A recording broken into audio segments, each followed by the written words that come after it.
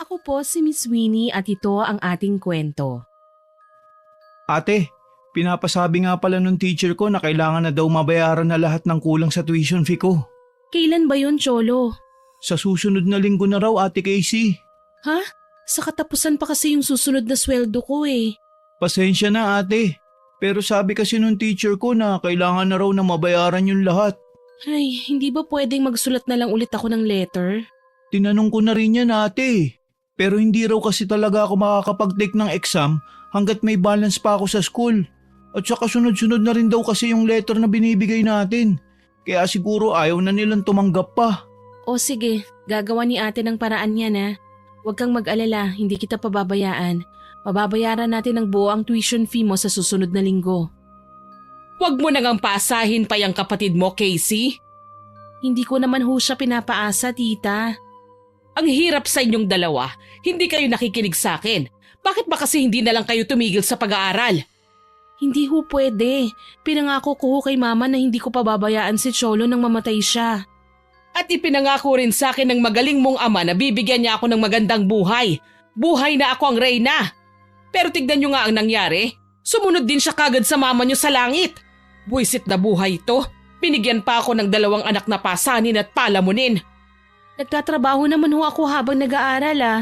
Hindi ko naman ho pinababayaan ang gastusin dito sa bahay, Tita Linda. Hindi pa rin naman sumasapat dahil nahahati pa rin yung pera dahil dyan sa pag-aaral niyong magkapatid.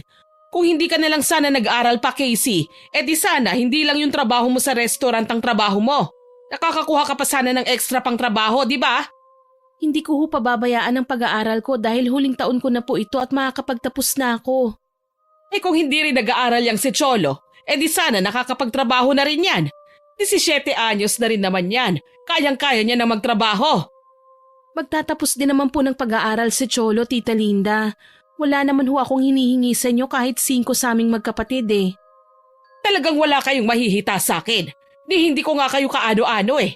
Kung hindi lang ako natatakot sa multo ng ama nyo, matagal ko na kayong pinabayaan na magpalaboy-laboy sa gitna ng kalsada, no?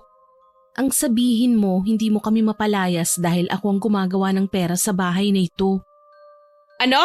May binubulong-bulong ka pa dyan, Casey? Wala ho, Tita Linda. Mabuti naman at wala. Siya nga pala, may 500 ka ba dyan? Pahingi muna dahil parating na yung parcel ko.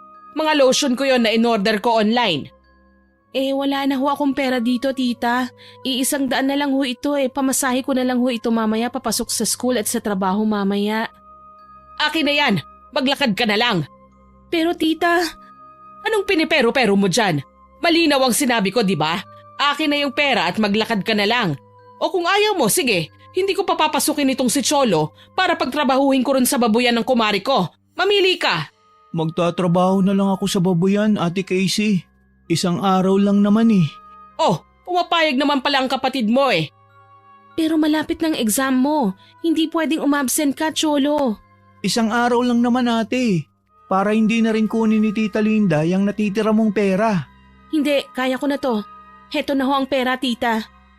O yan, ibibigay mo rin naman pala eh. Ang dami mo pang sinabi. O siya, aalis na muna ako. Magluto na kayo ng pananghalian bago kayo pumasok, ha? Opo, tita. Bakit mo pa binigay kay Tita Linda yung last money mo, Ate Casey? Ayos lang yon. Pero mas lalo ka mapapagod sa paglalakad. Ang layo pa naman ng school mo tapos noong restaurant na pinagtatrabahuan mo. Huwag mo na nga akong alalahanin pa, Cholo. Sana hinayaan mo na lang ako na maglinis ng babuyan ng kumari ni Tita Linda. Ang dali lang naman nun eh. Papayag lang ako sa tuwing weekends, hindi sa tuwing araw na may pasok ka. O siya, huwag ka nang makipagtalo pa. Magplansya ka na ng uniform mo ron at ako na ang magluluto ng pagkain. Sige na. Sige, ate.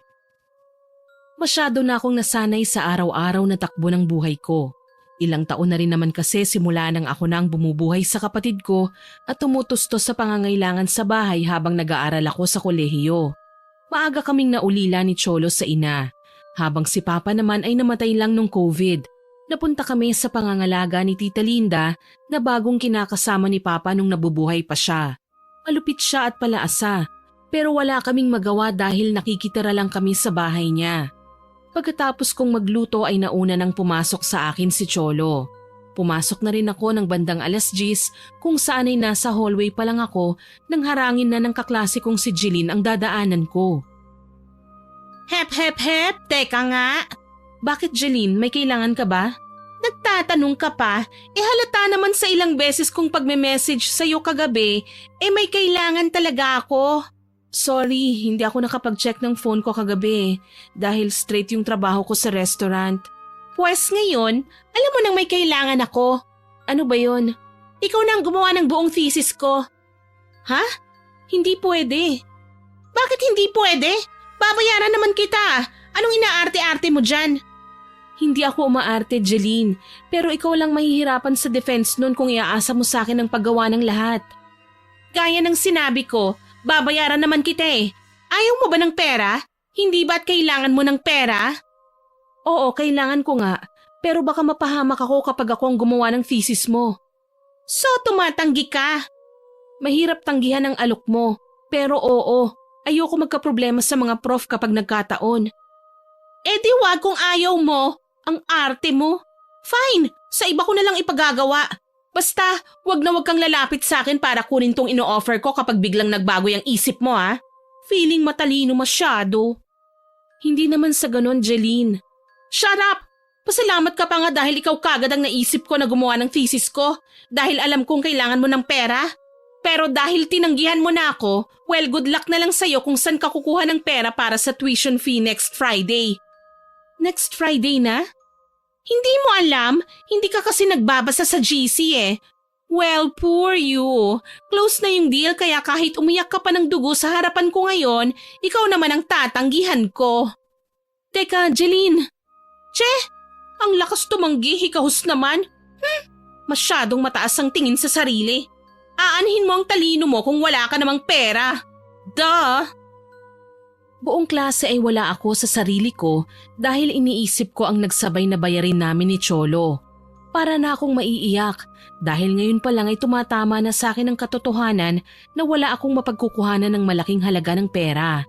Hanggang sa makapasok ako sa trabaho ko sa restaurant ay lumulutang pa rin ang isip ko. Casey, Yes Sir Kenny? sumunod ka nga sa akin sa may likuran. Opo, Pakibilisan. sige po, susunod na po. Pakisarado yung pinto nang walang makarinig sa pag-uusapan natin. Opo Sir Kenny, ano po ba yon? Well, as your manager, nag-aalala ako sa performance mo rito sa restaurant, Casey. Ho? 2 beses ka na nagkamali ngayong araw pa lang. Yung una, napagpalit mo yung order na magkabilang table. Tapos yung isa naman, hindi mo naibigay yung order sa waiter kaya hindi nahanda ng maaga. Sorry po Sir Kenny, huwag niyo po sana akong tatanggalin sa trabaho. Kailangan ko lang ho talaga ito eh. Nabanggit sa akin ng ibang mga katrabaho mo na may problema ka raw kaya lagi kang wala sa sarili. Meron nga ho. Ano bang problema yon? Baka naman matulungan kita. Kailangan ko lang ho kasi ngayon ng medyo malaki-laking pera. Naku, sa katapusan pa naman ang dating ng sweldo. Kaya nga ho ako namomroblema eh. Sobrang kailangan na ho kasi ng kapatid ko ng pang-tuition fee niya. Tapos sumabay rin ho ang tuition fee ko sa susunod na Biyernes. Huwag kang umiyak, Casey. Sa tingin mo, magkano ba ang kakailanganin mong halaga? Mahigit kumulang na 10,000 po Sir Kenny. Ba, malaki-laki nga. Hindi pa naman yan mapupulot ng basta-basta lang. Kaya nga po eh. Nako, huwag kang ngang umiyak. Halika, yayakapin kita ng kumalma ka naman kahit papano. Naku, hindi na ho. Baka ho may makakita pa sa ating dalawa tapos baka ho kung ano pang isipin Sir Kenny. Nag-aalala kasi talaga ako sa iyo eh. Ikaw pa naman ang isa sa pinakamasipag kong empleyado. Alam ko na may malaki ka lang na problema kaya ka nagkakaganyan. Kaya naman, hayaan mong tulungan kita. Po? Nag-aalala lang kasi talaga ako sa iyo kaya... Sige, hayaan mong tulungan kita. Ilalakad ko kaagad yung cheque mo mamaya para makuha mo agad yung sweldo mo. Talaga ho, Sir Kenny? Oo, ayos lang ba yun sa'yo? Ayos na ayos ho, Sir Kenny. Malaking tulong po na makukuha ko kagad ang sasahurin ko ngayong buwan. Para kung sakaling kapusin ho talaga, magpapauna na lang po muna ako sa school ni Cholo at sa school ko po. Siguro naman ho papayag ang mga admin. Basta wag ka lang maingay, ha? Ikaw lang ang binibigyan ko ng pabor, Casey. Opo, Sir Kenny. Wala po akong pagsasabihan. O siya, makakapunta ka ba sa bahay ko mamaya? Po, ano hong gagawin ko ron? May may kailangan kang ipasa sa akin na valid ID mo at letter. Siyempre, hindi mo naman maibibigay at maaasikaso yun ngayon kasi naka-duty ka pa. Oo nga po pala. Kaya hihintay na lang kita mamaya sa bahay ko after din ng duty ko. Mga bandang 11:00 siguro ng gabi. 11:00 ho? Oo, sana. Ayos lang ba sa'yo yun, Casey? Medyo late na ho kasi yun, Sir Kenny eh. Nag-iingat lang din kasi ako dahil baka may makakita sa'yo na pinapapasok kita sa loob ng bahay ko. Alam mo naman, may ibang empleyado rin ako na bigla-bigla na lang sumusulpot sa bahay nang walang paalam. Kapag ganong oras, siguradong wala nang darating pa. Oras na kasi ng pahinga yun eh. Hindi ho kasi ako sigurado kung papayagan pa ako ni Tita Linda na lumabas ng ganong oras. Kung ganun, hindi ko rin maipapangako na mailalakad ko kagad yung sweldo mo. Baka sa katapusan mo pa talaga makuha yun. Naku, hindi ho, sir. Sige ho, gagawa ho ako ng paraan. Pupunta na lang ho ako sa inyo mamaya. Sige, aasahan kita, Casey, ha? Dadalhin ko na lang ho yung mga kailangan nyo mamaya. Anong dadalhin mo? Yung ID at yung letter po, hindi po ba? Oo nga, yun nga. Pasensya na. Nawala agad sa isip ko eh. Wala ho yun. Sige na. Back to work na. Hihintayin kita mamaya, Casey, ha? Okay, Sir Kenny. Napangiti ako na may kasamang konting pagkailang nang pasimpleng haplusin pa ni Sir Kenny ang braso ko bago siya tuluyang pumasok sa restaurant. Pero kahit ganon, hindi ko na yun masyadong pinagtuunan pa ng pansin. Nang sumapit ang 11:00 ng gabi, sakto at lasing na umuwi si Tita Linda. Kaya naman naisipan kong tumakas at pumunta sa bahay ni Sir Kenny. Kumatok ako na kaagad naman niyang pinagbuksan. Casey. Magandang gabi ho, Sir Kenny. Buti naman at pumunta ka. Akala ko hindi ka na makakarating eh. Nalate lang ho ako kasi naglakad lang po ako eh. Ganun ba? Sige. Pasok ka. Hindi na ho. Dito ko na lang ho iaabot yung mga kailangan nyo, Sir Kenny. Nandito lang naman ho eh. Kukunin ko lang po sa bag. Pumasok ka na muna rito sa loob, Casey. Halatang pagod na pagod ka sa malayong paglalakad mo eh. Papainumin muna kita ng tubig. Ayos lang naman ho ako, Sir Kenny. Huwag mo naman sana akong tanggihan pa. Sige ho. Papasok na po ako. Good to hear that. Sige, come in. Thank you po. Gusto mo ba ng tubig, kape o beer? Tubig na lang po. Ayaw mo talaga ng beer? Mas malamig yung kaysa sa tubig. Hindi na ho talaga, Sir Kenny. May pasok pa ho kasi ako bukas eh. Ganun ba? Napakasipag mo naman talaga. Biruin mo, working student ka na pagsasabay mo ang pag-aaral at pagtatrabaho. Kailangan ho eh. Ako lang naman ho kasi ang aasahan ng nakababata akong kapatid. Eto na yung tubig Ay, eto na rin ho pala yung ID ko tsaka yung letter. Mamaya na yan. Uminom ka muna. Sige na. Sige po. Halata talagang ang layo na nilakad mo.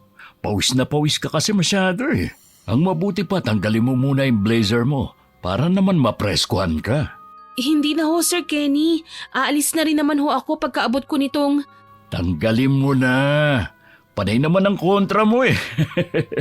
Hindi na po talaga. Halika, tutulungan kita magtanggal yan. Huwag na ho, Sir Kenny. Bakit naman bigla kang napatayo at lumayo dyan? Takot na takot ka naman yata. Gusto ko lang naman na matanggal yung suot mong blazer para naman mapreskuhan ka. Hindi na ho talaga, Sir Kenny. Salamat po sa tubig. Dito ko na lang po ipapatong yung ID at letter ko sa lamesa. Bakit naman masyado ka nagmamadali, Casey? Kailangan ko na ho kasi talagang umuwi eh. Baka ho magising yung kapatid ko. Tapos wala ho ako sa tabi niya. Sige ho, sir. Teka! Bitiwan niyo ho ako. Bakit ba parang takot na takot ka? Bitiwan niyo ho ang braso ko, sir. Aalis na ho talaga ako. Hindi ka aalis hanggat hindi ko sinasabi. Po, ano hong ibig niyong sabihin? May gagawin pa kasi tayo eh. Ho, Huwag ka nang pumalag. bitiwan niyo ho ako, sir. Pakiusap. Sabi nang huwag ka nang pumalag eh. Magugustuhan mo rin naman ang gagawin natin. At saka, kapag nasarapan ako sa'yo, may reward akong ibibigay. Wag ho. Ayoko ho. Bitiwan niyo ho ako. Wag niyo ho akong hubaran. Pinaguhubad kita ng kusa kanina, paayaw-ayaw ka pa. Kaya eto, ako na maghuhubad sa'yo, sa ayaw at sa gusto mo. Wag po, Sir Kenny. Wag po. Huwag ka nang manlabang pa, Casey. Sige na, matagal na ako nang gigigil sa'yo eh. Pagbigyan mo na ako, magugustuhan mo naman ang reward ko sa'yo eh. Ha? Ayoko ho. Bitiwan niyo ako. Ayoko. Tulong. Tulungan niyo ako. Aba, at mag-iingay ka pa talaga ha? Mapipilitan tuloy akong saktan ka. Aray. Yan ang napapala ng nanlalaban pa. Nasuntok tuloy kita sa tiyan mo. Parang awa niyo na ho, Sir Kenny. Huwag niyo hong gawin ito sa akin. Huli na, Casey. Sumabog na ang matagal kong panggigigil sa'yo. Gustong gusto na kitang angkinin. Wag po. Wag!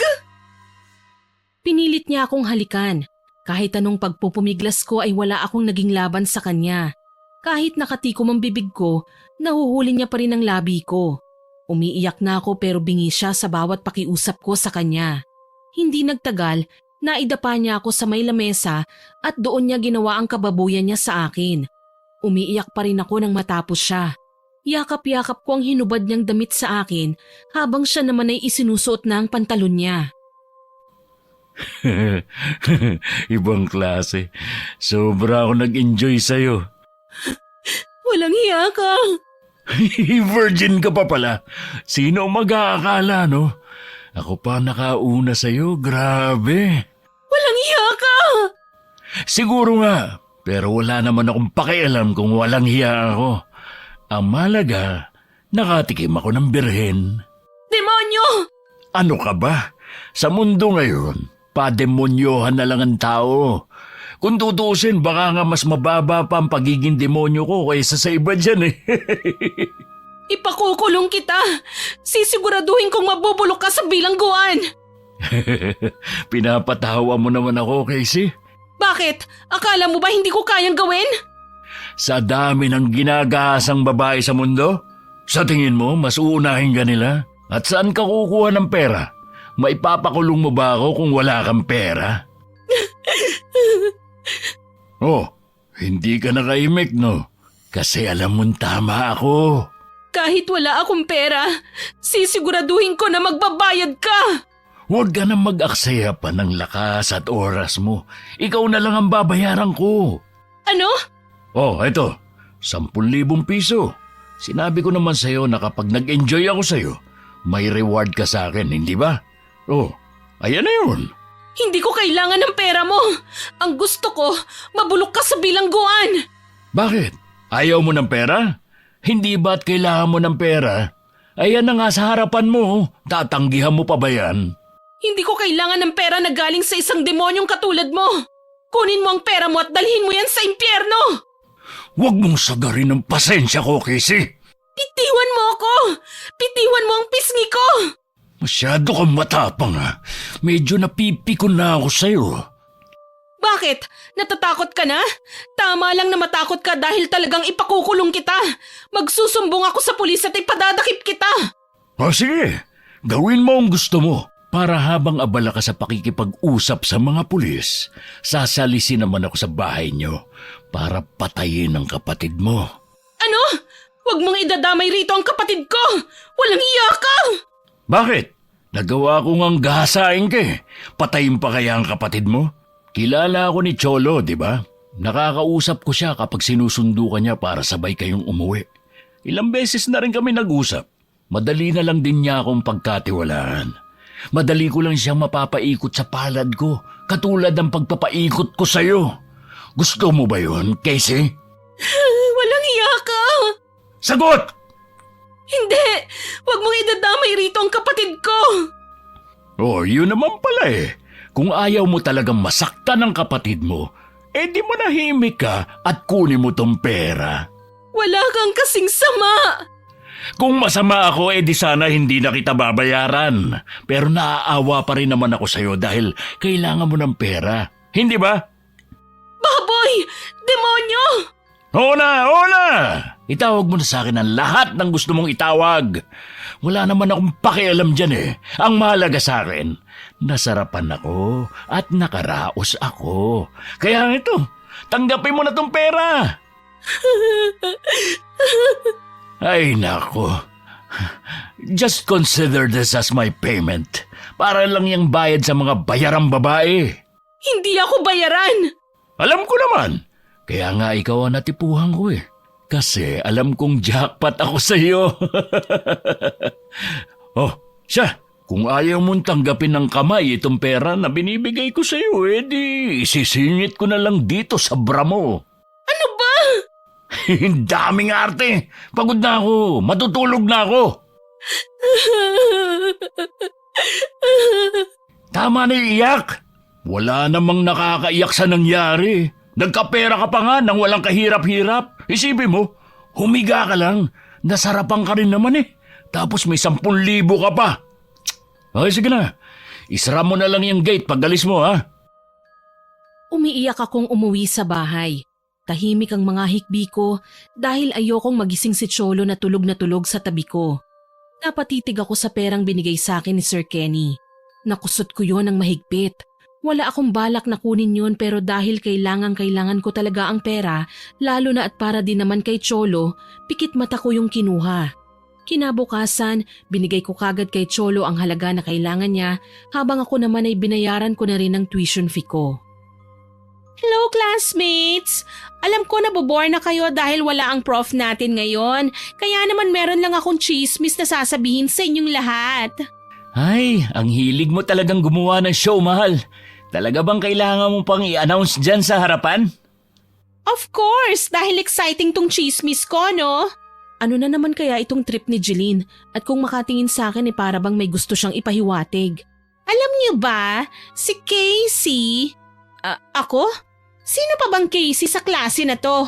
Pwede ba tigilan mo na muna ako ngayon, Jeline? Wala ako sa mood para gawan mo ako ng chismis. Huwag kang mag-alala, hindi naman sobra-sobra tong chismis na nasagap ko. Tigilan mo nga ako. Hep, saan ka pupunta? Bakit, lalabas ka na ng room? Ayaw mo bang marinig ang sasabihin ko? Hindi ako interesado sa chismis mo, Jeline.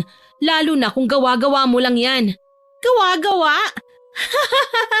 Balita ako nakapagbayad ka sa registrar ng tuition fee natin ngayong SEMA. Ano naman? Ano naman ang chismis doon? At saan ka naman kumuha ng ganong kalaking pera kaagad-agad? Mukhang alam na dis. Sigurado ako na nagpagamit ka ng katawan mo, no? Sa madaling salita, namokpok ka. Ano? Bawiin mo yung sinabi mo. Bakit? May masama ba akong sinabi? Hindi totoo ang sinabi mo, Jeline. Nakakapagduda naman kasi na nakapagbayad ka kagad ng tuition fee natin. Hindi ba at kapos na kapos ka? Ika nga nila, kapag gipit, sa matandang lalaki kumakapit. Talagang nagsanib puwersa pa kayo ng boyfriend mo para lang siraan ako? Hindi naman paninira yon, Casey. Hindi ko lang akalain na sa talino mong yan, talagang nagpapabayad ka ng katawan para sa pera. Sabi nang bawiin mo yung sinabi mo dahil walang katotohanan lahat yan. Sus, aminin mo na, Casey. Wala akong aaminin sa'yo, Vincent. At wala rin akong aaminin dyan sa girlfriend mo. In denial. Aminin mo na kasi, bayaran kang babae. Magkano ba ang isang gabi mo, Casey? Malay mo, maawa ako sa'yo tapos i-book kita ng isang gabi. What are you saying, mahal? Papatol ka sa cheap na babaeng yan? Nagbibiro lang naman ako, mahal. Akala ko papatulan mo talaga ang bayarang babae na yan eh. Kadiri. Masyadong mabigat ang mga sinasabi mo sa akin, Jeline. Sa tingin mo ba may pakialam ako? Kung tutuusin, para ka lang naman ipis na kayang-kaya kong tapakan. You're just a nobody. Magsusumbong ka sa faculty? Go on! Baka nakakalimutan mo. Nanay ko ang head admin dito. Sa madaling salita, wala kang magagawa kung hindi tanggapin na lang din ang mga sinasabi ko. Loser! Nababalot na ako ng galit kaya naman nagmamadali na akong lumabas ng room. Hindi na ako bumalik ng klase at mas pinili na lamang na pumunta sa trabaho. Hindi ko man gustong pumasok pero kailangan. Kahit alam kong makikita ko si Sir Kenny, wala akong magagawa dahil parte ng trabaho ko ang pagpasok. Pero nasa bungad pa lang ako ng restaurant, pinagsisihan ko na kagad ang pagbabalik ko ron. Casey, Bakit? buti naman at pumasok ka. Akala ko hindi ka papasok eh. Kung pwede lang akong hindi pumasok, hindi naman talaga ako babalik pa rito. Alam ko naman talagang babalik ka eh. Alam kong mas mahalaga sa'yo ang trabaho na to. Sumunod ka sa akin sa storage room. Ano? Bakit? Anong bakit? Manager ako rito, di ba? At bilang empleyado ko, kailangan mong sumunod sa akin sa mga pinag-uutos ko sa'yo. Kung hindi parte ng trabaho ko bilang crew ang iuutos mo sa akin, hindi ako susunod sa'yo. May magagawa ka ba? Huwag mong sabihin na dahil sa nangyari kagabi, hindi na kita mauutusan dito sa restaurant. Tatanggalin na ba kita? Nililinaw ko lang ho sa inyo, Sir Kenny. Susunod ka rin naman pala eh. Sumunod ka sa akin sa storage room. Sige po. Bilisan mo. Huwag kang papahalata. Opo, sir. Isarado mo yung pinto. Ho? Uulitin ko pa ba? Ang sabi ko, isarado mo yung pinto. Ilak mo. Ano ho ba yung iuutos niyo sa akin dito sa storage room? May ipapakuha po ba kayo sa akin? Bakit kailangan pang isarado ang pinto? Ang dami mong tanong. Naiirita na ako. Isara mo yung pinto. Sumunod ka na lang. Ayoko ho. O sige. Ayaw mo? Eh di iba na lang iuutos ko sa'yo. Magubad ka. Ano? Hindi ko ho yun gagawin. Ay, naisip ko kasi na masyadong mahal pala yung naibayad ko sa'yo kagabi. 10,000 para sa isang beses lang. Hindi ako papayag, lugi ako. Lalabas na ho ako. At saan ka pupunta? Hindi ka lalabas. Bitiwan niyo ho ako. Hindi ka lalabas dito hanggat di ko nasusulit ang ibinayad ko sa'yo kagabi. Bitiwan niyo ako. Tulong! Sisigaw ka pa, ha? Bitiwan niyo ako. Kailangan makadalawa man lang ako sa'yo. Mahirap bang intindihin yun? Hubad na! Ayoko. Bitiwan niyo ako. Magpupumiglas ka pa, ha? Talagang pahihirapan mo pa ako? Bitiwan mo ako. Lumayo ka sa akin. Bitiwan mo ako. Huwag mong hintaying mapuno na naman ang pasensya ko sa'yo, Casey. Masasaktan ka uli sa akin. Huwag mo akong susubukan. Ayoko. Hindi na ako papayag na babuyin mo pa ako. Lumayo ka sa akin. Tabi. Aray! At talagang matapang ka na ngayon para itulak mo ako? Huwag kang lalapit sa akin. Lumayo ka. This time hindi na ako papayag pa. Hindi na ako papayag na maulit pa ang kababuyan na ginawa mo sa akin. Isusumbong na kita sa mga pulis. Isusumbong mo ako? Paano mo ako masusumbong? Anong isusumbong mo? Na ginahasa kita? Nagpapatawa ka ba? Bakit? Totoo naman na ginahasa mo ako ah. Tinanggap mo yung perang binigay ko sa'yo, di ba? Ibig sabihin, bayad ka. Walang panggagahasa sa ginawa ko sa'yo kagabi. Ano? Kung hihingin ko ba yung 10,000 na ibinigay ko sa'yo, maibabalik mo ba yun ngayon din? For sure, hindi na. Pero ginahasa mo ako. Malinaw yon. At sino nga maniniwala sa'yo kung tinanggap mo ang pera? Wala ka ng pinagkaiba sa bayarang babae nun. Hindi nga ako bayarang babae. Tumigil na kayo sa kasasabi niyan sa akin. Wala nang marami pang satsat. Hubad! Kailangan masulit ko yung binayad ko sa yung 10,000. Halika na! Nanggigigil na naman ako sa iyo eh. Lumayo ka sa akin. Ayoko! Aray! Talagang nanlalabang ka na ha? Pagbabayarin kita. Pagbabayarin ko kayong lahat na tumatapak sa pagkatao ko. At ano naman ang gagawin mo? Magsusumbong ka sa pulis? Papatayin ko ang kapatid mo kapag ginawa mo yun. Papatayin din kita. Ano? Papatayin din kita. Sisingilin ko kayong nang mamaliit sa akin. Babalikan ko kayo. Ano? Anong mga pinagsasabi mo dyan? Halika nga na makatikim ka na sa akin. Gusto mo yata talagang masaktan pa eh. Sabi nang lumayo ka sa akin eh. Tabi! Wala kang kawala sa akin. Aray! Ang buhok ko! Bitiwan mo ako! Mas gusto mo pa kasi na nasasaktan ka.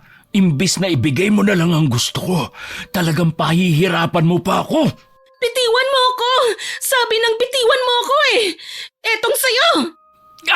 Aray! Nalinti ka na! Bakit mo ako tinuhod?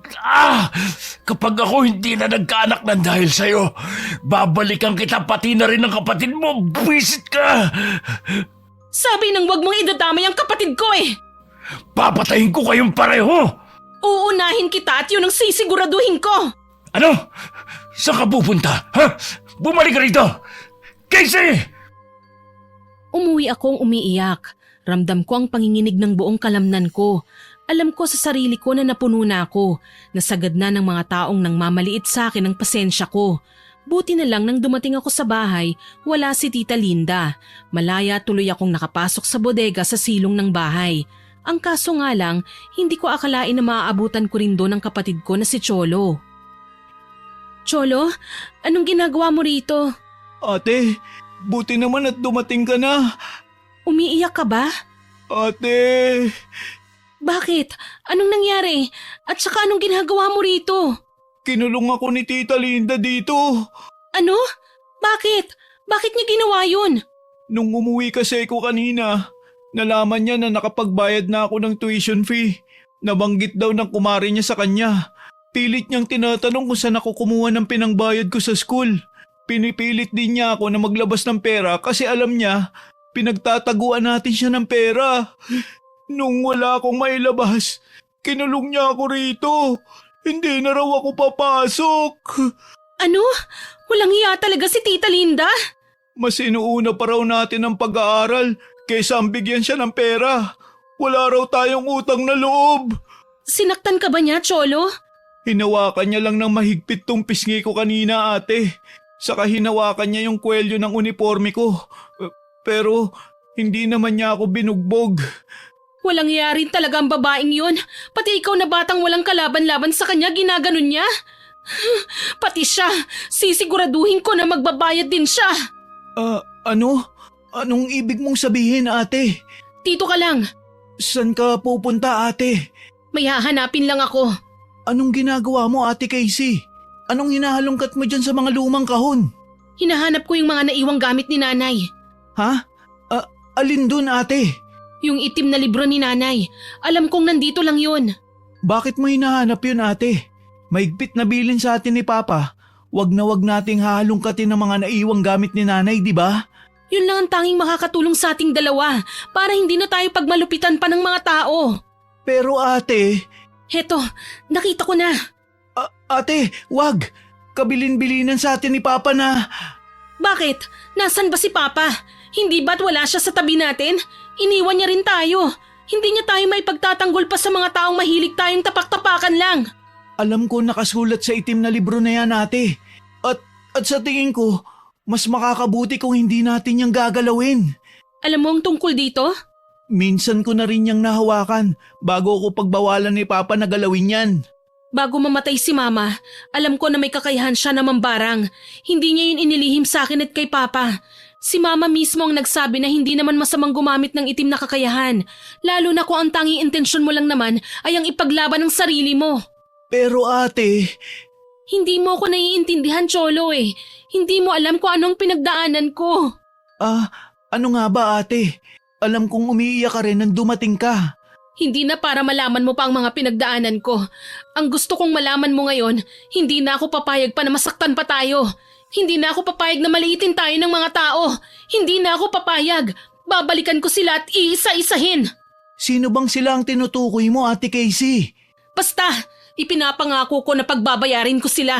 Kung kailangan kong pag-aralan ng lahat ng nakasulat dito sa libro na ito, gagawin ko. Pero ate... Wala nang pero-pero, Cholo. Sinagad na nila ako.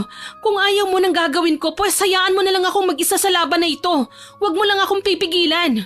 Hindi ko naman magagawa na talikuran ka, ate. Hayaan mong tulungan kita. Anong ibig mong sabihin? Mag-aaral ka rin ito? Hindi, ate Casey. Ayoko mag-aral kung paano mambarang. Pero handa akong maging kamay mo kung may kailangan ka. Katulad ng sinabi ko, kahit kontra ako sa gusto mong mangyari, hindi kita kayang talikuran. Sige, sabay nating buksan tong libro. Ikaw na ate, natatakot ako eh. Ako na lang. Ang sabi rito, ang barang ay isang uri ng mahika na sinasabing higit na doble ang bagsik kesa sa kulam. Ang mambabarang ay maaaring magdala ng panganib sa kahit na kanino sa pamamagitan lang ng paghipo o paghawak ng tao mismo o kaya sa kahit na anong bagay lamang ng taong nais niyang saktan o wasakin. Ngayon pa lang, nangingilabot na ako Ate Casey. Nakasulat din dito ang mga paraan na pwede kong gawin para makapagbigay ako ng sakit sa isang tao. Ano naman yung paraan na yun ate? Maraming paraan na mga nakasulat dito, pero ito lang ang gusto kong gawin dun sa una kong gagantihan. Ano yan ate? Bibigyan ko siya ng sakit at palolobohin ko ang tiyan niya. Kailangan ko lang isulat ang pangalan niya tapos ipapakain ko yung papel sa kahit na anong hayop na may kinalaman sa tubig. Tapos ililibing ko yung hayop na yun sa lupa na matatamaan ng sinag ng buwan. Magsisindi ng itim na kandila sa loob ng 3 araw. Ngayon pa lang, nangingilabot na ako Ate Casey. Hindi naman kita pinipilit na tulungan ako, Cholo eh. Hindi ate, tutulong ako. Kung ganon ngayon pa lang, gusto ko nang simulan ito, Cholo. Anong gagawin natin ate? Maghahanap tayo ng hayop. Sige ate. Kinagabihan, dahil lasing na umuwi si Tita Linda, kaya naman malaya kaming nakatakas ni Cholo para manghuli ng hayop. Naging madali lang naman sa amin na makahanap ng hayop na gagamitin na may kinalaman sa tubig dahil may bangbang sa likod ng bahay. Si Cholo ang nanghuli noon para sa akin. Okay na kaya tong palaka Ate Casey? Okay na yan, nakatira naman yan sa tubig eh. Buti malaki-laki ang nahuli ko. Sige na, ipatong mo na yan dito para maipakain ko na yung papel na sinulatan ko ng pangalan. Patingin nga ate. Wag na. Bakit? Gusto ko lang naman malaman kung kaninong pangalan ang sinulat mo dyan eh. Tsaka ko na ipapaalam sa'yo. Sa ngayon, mas maganda na hindi mo muna alam, Cholo. Sige na, ihiga mo na yung palaka para maipasok ko na yung papel sa bibig niya. Sige ate. Dito na magsisimula ang kalbaryo ng buhay mo, Sir Kenny. Ano yun ate? May sinasabi ka ba? Ah, wala. Ibuka mo na yung bibig niyan at ipapasok ko na yung papel. Sige, eto na ate. Ah, nakakadiri. Eto na, ipapasok ko na. Ano? Nakapasok na ba ate? Oo, sinisigurado ko na pumasok talaga yung hintuturo ko sa loob. Nakakadiri nga eh. Kung ganun, maghuhukay na ako ng lupa. Sige, dito ka na maghukay, Cholo. Dito yung parte na natatamaan ng sinag ng buwan eh. Sige ate. Ihahanda ko naman yung ititirik natin na itim na kandila. Para saan naman yung itim na kandila Ate Casey? Sabi sa libro, papatakang natunaw na kandila sa mismong palaka na nakalibing kaya susukan ng itim na likido ang binabarang. Sa loob ng 3 araw, bibigat na ang katawan ng taong binarang hanggang sa lumobo ng tiyan nito. Ganun pala yun. Kaya sige na, bilisan mo na nang mailibing na natin yung palaka. Sige Ate Casey. Maghukay ka lang ng mababaw at ako naman ang maglilibing. Okay. Ikaw ang uunahin ko, Sir Kenny. Ikaw ang uunahin ko dahil ikaw ang may pinakamalaking nagawang kasalanan sa akin. Hindi kita patatahimikin. Sa loob ng 3 araw ay binalik-balikan namin ni Cholo ang pinaglibingan ng palaka at matyagang sinindihan niyo ng itim na kandila.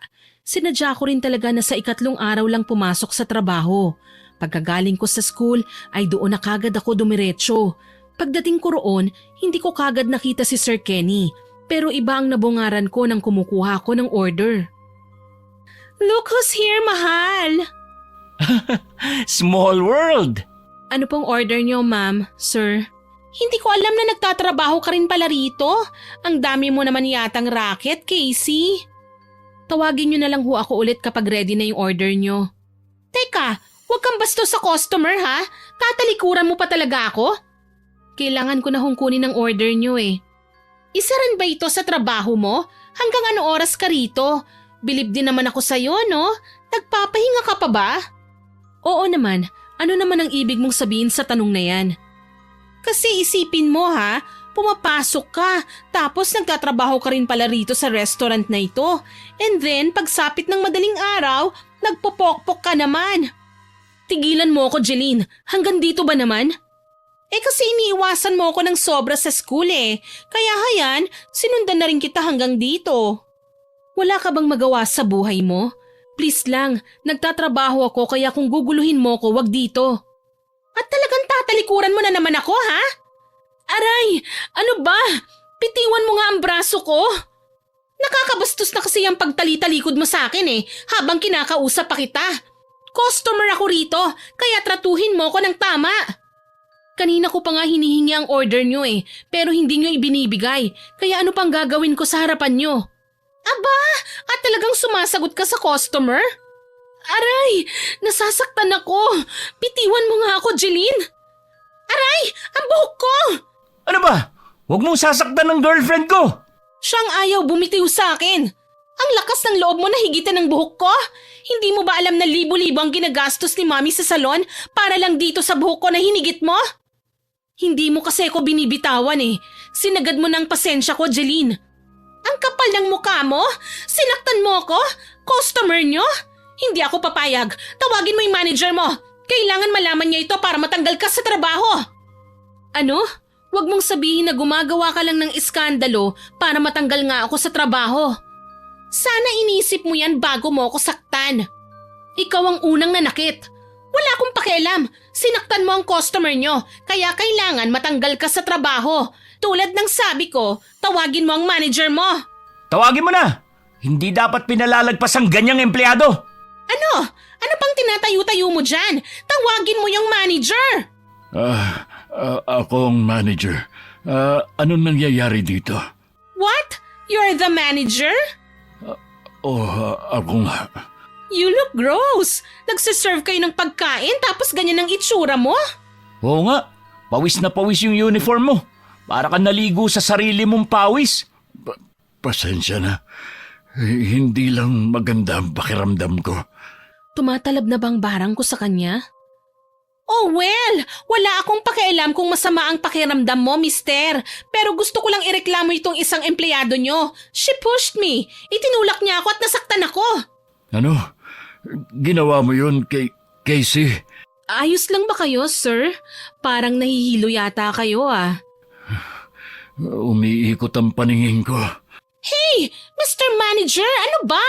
Naririnig mo bang reklamo ko? Mukha yatang mawawala ng malay yung manager, mahal. Wala akong pakialam. Kailangan matanggal sa trabaho itong si Casey. Hey! Sorry, ma'am. Masama talaga ang pakiramdam ko. Yak! Huwag ka nga masyadong lumapit sa akin. Ang baho ng amoy mo. Amoy pawis ba yan? Ang sakit! Ngayon umaarte ka naman na masakit ang tiyan mo. Pakikinggan mo bang reklamo ko o tamad ka lang para asikasuhin ang complaint ko? Sa tingin ko hindi siya nagpapanggap, mahal. Mukhang hindi talaga okay ang pakiramdam nitong si Mr. Manager. Butil-butil na yung pawis niya, Parang sobrang namumutla rin siya. Umalis na nga lang tayo rito. Ano na? Kailangan ay matanggal sa trabaho itong si Casey. Talaga bang panggigigilan mo ko? Wala ka talagang magawa sa buhay mo, ano? Oo, kailangan ay masipa ka sa restaurant na ito. Hey manager, nakikinig ka ba? Humarap ka nga sa akin. What the? Yuck! Bakit mo ako sinukahan? Ew! Ano nangyayari? Yak! Bakit itim na likido sinusuka niya? At saka, ang baho! Ang baho naman! Amoy imburnal! I hate this place! Let's go na, mahal! Kailangan ko maligo! Yuck! So ew! Napaatras na lang ako nang tuloy-tuloy na may lumabas na itim na likido sa bibig ni Sir Kenny na parang nilalabas sa hose. May ningning sa mga mata ko habang pinapanood ang nangyayari. Alam ko na tumatalab nga ang barang ko. Hindi nagtagal, tuluyang tumumba si Sir Kenny at nawalan ng malay. Naligo siya sa sarili niyang suka bago siya isinugod sa ospital. Pagka-uwi ko, agad kong ibinalita kay Cholo ang nangyari. Gumana ang barang ko, Cholo. Gumana. Talaga, ate? Oo, nakita mismo ng mga mata ko. Kung ano ang nakasulat sa libro ni Mama, yun nga ang nangyari. Sumuka siya ng itim na likido. Tapos ang baho nung amoy nun, amoy imburnal. Lumobo rin ba ang tiyan niya? Hindi pa, pero babalikan ko pa naman siya. Mache-check ko pa naman kung lumobo ba talaga ang tiyan niya o hindi. Sino ba kasi yun, ate?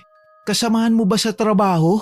Ipapakilala ko rin siya sa'yo, pero sa ngayon may isusunod na akong gagantihan. Ha? Meron pa, ate? Meron pa. Sino naman yan ngayon, Ate Casey? Kaklase ko siya. Isa siya sa nangmamaliit sa akin. Feeling niya ang taas-taas niya.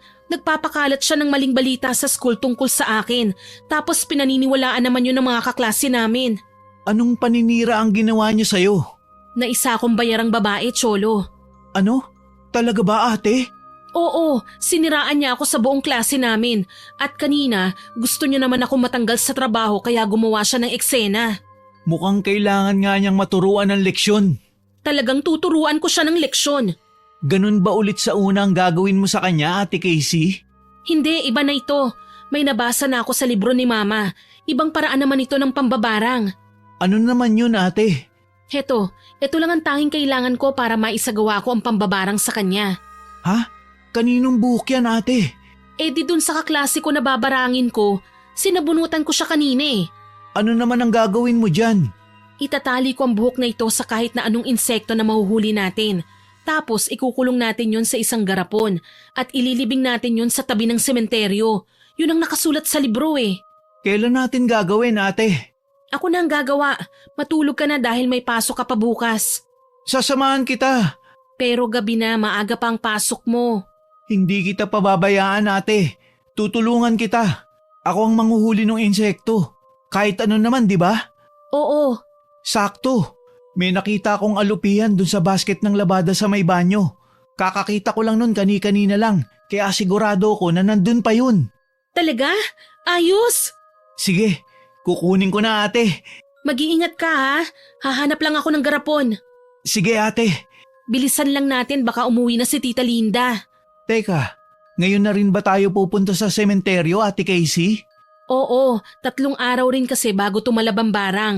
Gusto ko na siyang pahirapan kaya mas maaga, mas maganda. Sige, ate. Sa unang araw matapos ang isinagawa kong proseso ng pambabarang kay Jeline, wala pa akong napansin na kakaiba sa kanya. Pero sa ikalawang araw, napapansin ko na ang pagiging matamlay niya. Lagi rin niyang iniindang sakit ng katawan at ulo niya at saka nagiging mainitin na rin ang ulo niya. Sa pangatlong araw, doon nakapansin-pansin ang paglalanang nangyayari. Ano ba? Sinabi ko naman sa'yo na wag mo akong susundan hanggang dito sa room namin, di ba? Umalis ka nga! Lumayo ka sa akin! Ano bang problema mong babae ka? Ang okay-okay lang natin nung nakaraan, di ba? At saka pinagtatawanan na ako ng mga tropa ko dahil dyan sa inaasta mo. Para ka raw baliw. Baliw? Sinong baliw? Ikaw, pinapahiya mo ako sa harap ng mga tropa ko. Parang kahapon, kumakain tayo sa restaurant. Tapos pilit mong sinasabi na may insekto yung kinakain mo kahit wala naman. Dahil meron talaga. Wala nga eh, wala. Tapos kanina, bigla ka na lang sumigaw sa gym. Sinasabi mo na punong-puno ng insekto yung bag mo. Eh wala naman. Kung ayaw mong maniwala sa akin, edi wag kang maniwala. Pero alam ko kung anong nakikita ko.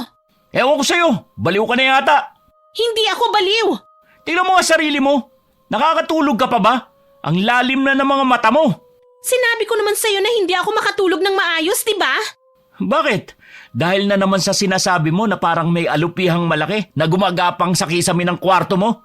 Dahil totoong nakikita ko yon. Tapos ano? Naliligo ka sa bathtub nyo at may malaking gagamba naman. Totoo nga ang sinasabi ko, Vincent. Bakit ba ayaw mong maniwala? May nakikita nga akong insekto sa kwarto ko. May gumagapang na malaking alupihan sa kisame. Yung mga pagkain ko, hindi ko makain dahil paulit-ulit kong nakikita na may nakalahok doon na langaw, bulate at may mga lupa pa nga minsan. Ewan ko sa'yo. Lahat ng sinasabi mo, hindi ko naman nakikita. Nababaliw ka na nga talaga kung ano-ano na lang ang nakikita mo. Sabi nang hindi ako baliw eh. Umalis ka na nga sa harapan ko. Alis! Ay talaga nga alis ako. Eh di umalis ka. Baliw! O kayo, anong tinitingin-tingin nyo dyan sa akin? Huwag nyo akong matingnan-tingnan dyan kung ayaw nyong dukutin ko isa-isang mga mata nyo. Tapos na ang eksena. Mukhang gumagana na sa kanyang barang ko ah. Hoy mga chismosa! Hoy, makaupo na nga muna. Nakakairita. O ikaw, Pokpok, anong tinitingin-tingin mo sa akin ha? Wala naman. Huwag mo akong matingnan-tingnan ha. Mukha kang may sakit. Ayos ka lang ba? Ano bang pakialam mo? Curious lang ako kung totoo ba ang mga sinasabi mo. Nakakakita ka ba talaga ng mga insekto? Totoo ba yun? O gawa-gawa mo lang? Uulitin ko, ano bang pakialam mo? Kasi ang alam ko, kapag raw nakakakita ng mga insekto tulad ng mga malalaking gagamba o kaya malaking alupihan, may demonyo raw na lumalapit sa'yo. Ano? Totoo ba yung sinasabi mo? Oo, bakit? Totoo rin ba yung sinasabi mo? Oo, mukha ba akong nagbibiro? Tignan mo nga itong mga eye bags ko, oh. Niwala akong sapat na tulog dahil sa nangyayari sa akin. Baka naman nananaginip ka lang. Hindi! Totoong may gumagapang na malalaking alupihan sa kisame ng kwarto ko. At Oh, ano yun? Bakit ka huminto sa pagsasalita? At saka ano yung tinitignan mo sa itaas? ayun! Ha? Alin? Anong tinuturo mo? Ayun oh! Ayun yung malaking alupihan! Ha? Wala naman akong nakikita eh. Ayun! Ano ba? Bulag ka ba? Kahit itanong mo pa sa ibang mga classmates natin, wala talaga kaming nakikita. Ha? Huy, ano ba? Para ka nakakita ng multo dyan ah. Yung alupihan! Yung alupihan may muka! Ha? Nakangiti siya sa akin. Niningitian niya ako. Nakatingin siya sa akin ng diretso. Ano bang pinagsasasabi mo, Jeline? Wag! Hoy! Baka malaglag ka dyan sa upuan, Jeline. Bakit ka ba umakyat dyan? Bumaba ka nga dyan. Ang daming insekto sa sahig. Gumagapang sila. Wala naman ah. Papalapit sila sa akin. Para silang nagkakasundo na lumapit sa akin. Gusto ko nang lumabas. Gusto ko nang umalis dito. Pinapahiya mong sarili mo, Jeline. Mukhang tama nga si Vincent. Parang nababaliw ka na. Tignan mo, pinagtitinginan ka na rin ng iba nating mga kaklase. Wala akong pakialam. Ayan na. Ayan na. Gumagapang na sila sa akin. Tanggalin nyo. Tanggalin nyo. Yung mga insekto, tanggalin nyo. Ayoko nito. Tulong. Tulungan nyo ako. Jeline, kumalma ka nga. Ayan na. Umaakyat na sila sa katawan ko. Pumapasok sila sa damit ko. Ano ba? Sinasaktan mong sarili mo. Pagpagin nyo ito! Pagpagin nyo!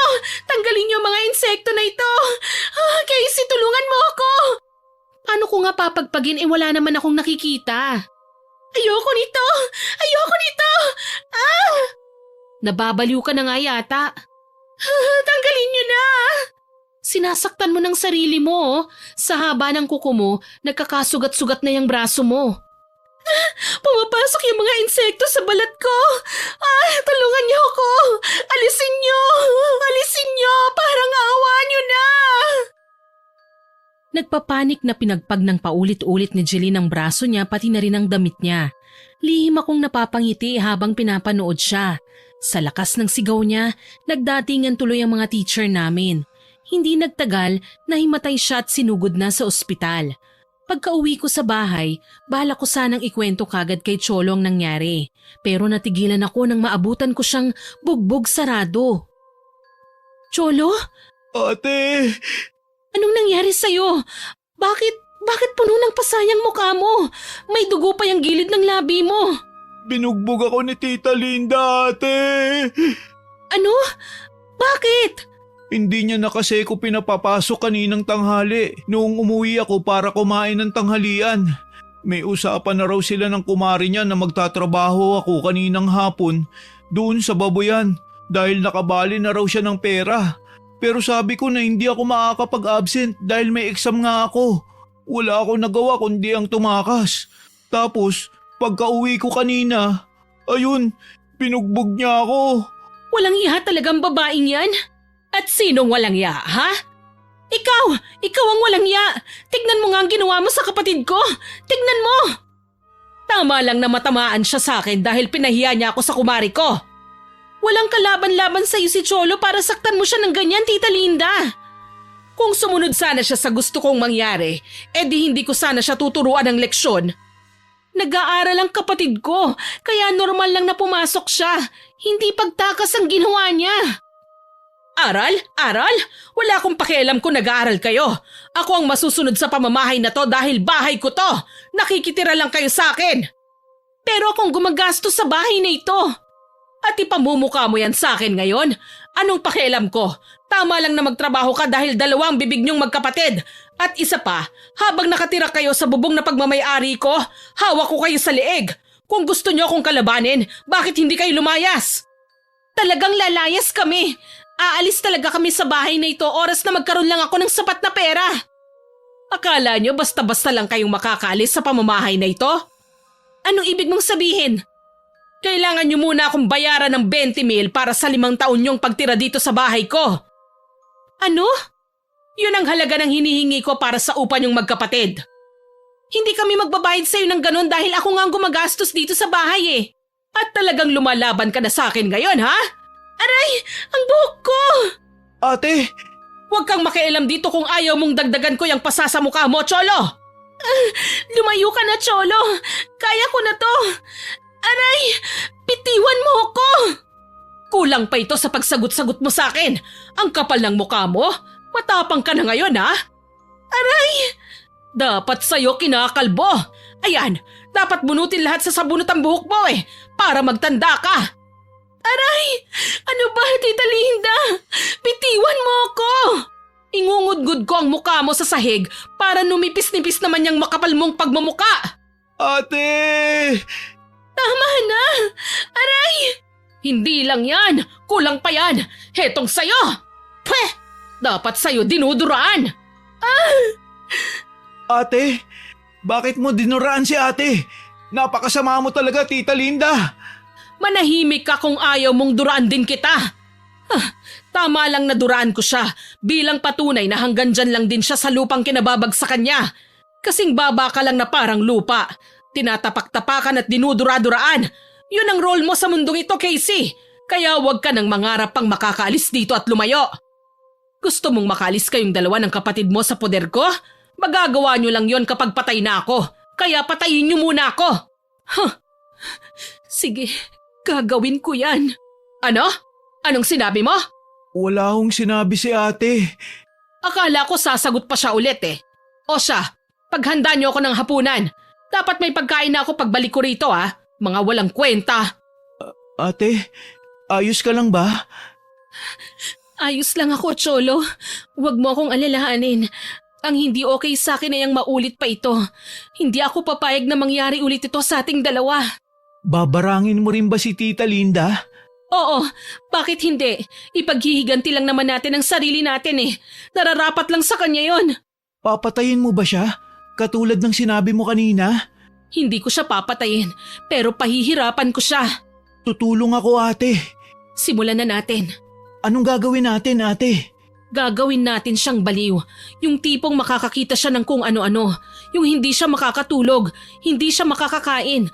Pahihirapan natin siya hanggang siya na mismo ang humiling ng katapusan niya. Anong proseso ang gagawin natin?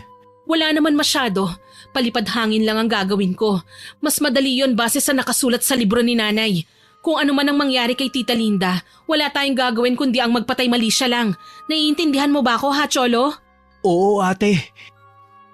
Dahil buo na ang loob ko na pahirapan si Tita Linda, hindi na ako nag-aksaya pa ng oras. Ginawa ko sa kanyang palipad hangin na nakasulat sa libro. Sa lumipas na araw, kapansin-pansin na ang pagiging matamlay niya. Iniinda niya ang pananakit ng katawan niya hanggang isang gabi, nagising kaming pareho ni Cholo sa lakas ng sigaw niya. Agad namin siyang pinuntahan sa loob ng kwarto niya. Tita Linda, anong nangyayari sa inyo? May babae! May babae rito sa kwarto ko! Itim na babae! Ha? Wala naman Meron, hawak-hawak niya yung pugot na ulo ko. Tita, nananaginip lang ho kayo. Hindi, totoo ang sinasabi ko. Kailangan hindi niya ako makita. Kailangan hindi niya ako mahanap. Teka tita, saan ho kayo pupunta? Ate, sumisiksik siya sa ilalim ng kama niya. Tita, lumabas ho kayo dyan. Hindi niya ako pwedeng makita. Pupugutan niya ako ng ulo. Kami lang hong dalawang nandito ni Cholo. Wala na hong iba pa. Ayokong lumabas. Bakit tita? Ano po yun? Sino yon? Ha? Sino yon? Sino ho bang tinutukoy nyo? May paang dumaan dyan sa likod mo. Nakaitim na bestida. Wala naman ho ah. Meron! Sabi ng meron eh! Cholo, iabot mo nga sa akin yung tubig ni tita. Ito ate, Tita, ito ho oh. Isang baso ng tubig. Uminom muna ho kayo. Ano naman ngayon, tita? Bakit kayo sumigaw? Nasa ibabaw ng kama ko yung babae. Sumilip siya sa akin. Nakangiti siya. Tita, wala hong sumilip. Ako lang ho ang nasa harapan nyo ngayon. Lumabas na ho kayo dyan sa ilalim ng kama nyo nang makita nyo nang wala talaga. Hindi ako aalis dito. Uminom na lang ho muna kayo, Tita Linda. Ito ho, oh, inumin nyo ho muna ito. Bakit mo ako pinapainom ng dugo? Dugo? Tubig ho ito, tita. Hindi po ito dugo. Bakit kulay-pulay ang kanina? Baka ho namamalikmata lang kayo. Uminom po muna kayo para kumalma kayo. Sige. Anong nangyari, tita? May humawak sa kamay ko. May kamay na sumulpot at humawak sa kamay ko. Wala naman ho ah. Meron! Ayoko na rito! Ayoko na rito! Teka, tita. Saan ho kayo pupunta? Kailangan ko nang umalis dito! Tita! lumabas na siya ate. Hahabulin ba natin siya? Siyempre, hindi. Hayaan lang natin siya. Baka merong makakita sa kanya ate. Mas maganda yun para isipin ng mga taong nakakakilala sa kanya na nababaliw na siya. Lumipas ang 2 araw, tsaka palang bumalik si Tita Linda sa bahay. Hinatid siya ng 2 barangay tanod sa amin dahil nagwawala ito sa kalsada. Bumagsak ang timbang ni Tita Linda. Gulo-gulo ang buhok niya at nagtamo rin siya ng maraming sugat sa katawan na napag-alaman namin ni Cholo na siya rin mismo ang nananakit sa kanyang sarili. Huwag niyong saktan ng sarili niyo, tita. May mga uwak na humahabol sa akin, Casey. Silang nananakit sa akin. Pilit nilang tinutuka yung mga mata ko. Gusto talaga nila akong patayin. Hindi ba yun naman ho ang gusto niyong mangyari? Ano? Hindi ba sinabi niyo na mamamatay muna kayo bago niyo kami pakawalan ni Cholo? Anong ibig mong sabihin? Wala naman ho akong ibang ibig sabihin, tita. Baka kasi may nakarinig sa sinabi mo na kailangan mo munang mamatay bago kami makaalis kaya ayan, pinagbibigyan ka ng mundo. Sa tingin mo ba may gustong pumatay sa akin? Hindi ko ho alam, tita. Pero hindi rin naman ako sigurado na wala. Sa sama ba naman ang ugali niyo, siguradong karma na ang humahabol sa inyo. Ano? Ayoko pang mamatay. Hindi naman ikaw ang may hawak ng buhay mo ngayon, tita eh. Dapat na ba akong magsimba? Dapat ba akong humingi ng tawad sa kanya para matigil na itong nangyayari sa akin? Bakit kaya hindi sa akin o sa amin ni Cholo humingi ka ng tawad? Ano? Akong may hawak ng buhay mo ngayon, tita. Anong ibig mong sabihin, ha? Magsalita ka! Hindi mo na hawak ang buhay namin ng kapatid ko, Tita Linda. Nabaligtad na ang sitwasyon. Ikaw na ang hawak ko ngayon. Hindi kita naiintindihan. Isang bulong ko lang, pwede kang mamatay. Ano? Pero hindi ko gagawin yon, tita. Hahayaan ko lang na magdusa ka habang nabubuhay. Hahayaan ko na maghirap ka araw-araw.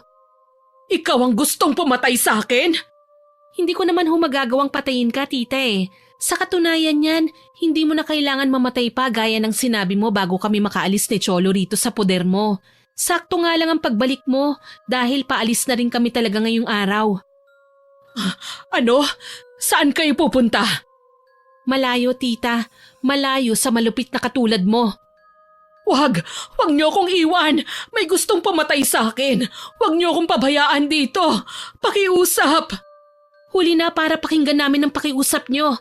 Ngayon, kayo na ang bahala sa sarili niyo. Wag, Casey! Baka balikan ako ng babaeng may hawak na pugot na ulo ko. Habang nabubuhay ka, habang buhay ka ring susundan ng takot na yan, Tita Linda. Simulan mo nang yakapin ang sarili mo dahil hindi matatapos ang paghihirap mo hanggat hindi mo rin natatapos ang hininga mo. Ano? Teka, bumalik ka rito, Casey! Tara na, Cholo. Wag niyo akong iwan! Cholo, pakiusap! Bumalik kayo! Wag mo na siyang lingunin pa, Cholo. Dire-diretso lang ang lakad. Casey! Cholo, bumalik kayo! Ito na ang pagtatapos ng paghihirap natin sa kamay ni Tita Linda, Cholo. Hinding-hindi na tayo babalik pa rito. Saan na tayo ngayon, Ate Casey? Gaya ng sinabi ko, nakuha ko na yung huling sahod ko sa restaurant. Sapat na yun para makapagsimula tayong dalawa, na tayong dalawa lang ang magkasama. Pero sabi mo, ate, may pupuntahan pa tayo. Oo, may dadaanan lang tayo. Saan, ate? Sa ospital. Anong gagawin natin dun? Ipapakilala ko sa iyo ang 2 pang tao na binarang ko. Mga taong ginantihan ko.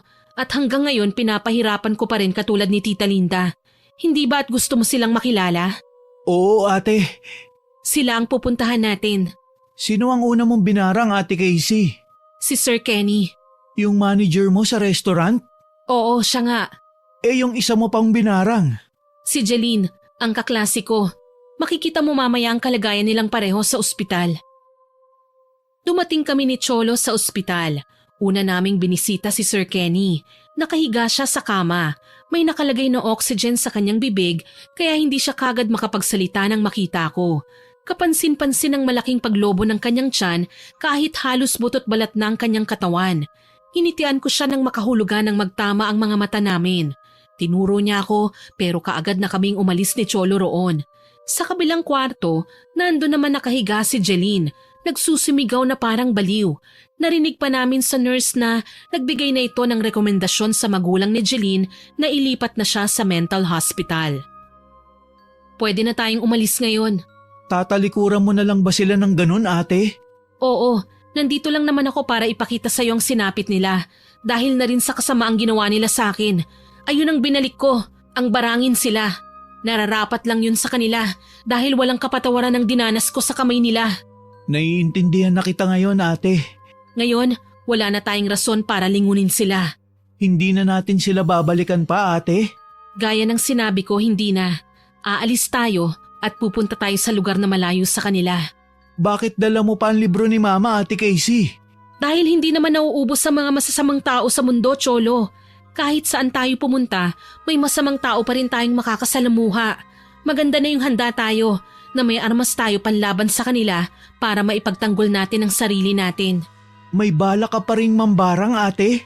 Hindi ako mangangakong hindi na. Pero hanggat hindi nila tayo sasaktan, hindi rin natin sila sasaktan. Tara na, may iwan na tayo ng bus. Sa totoo lang, hindi mapipigilan ng gumanti lalo na kung mabigat ang kasalanan na nagawa ng isang tao sa buhay natin. Mahirap sabihin na ipagpasa Diyos na lang ang lahat at kalimutan na lang ang mga pang-aabusong ginawa sa atin. Dahil kung madali lang gawin yun, wala na sanang itim na mahika katulad ng barang na ginagamit pamparusa sa mga nagkasala. Sana po ay nagustuhan niyo ang ibinahagi kong kwento. Pero bago po matapos ito, oras na para sa shoutout natin.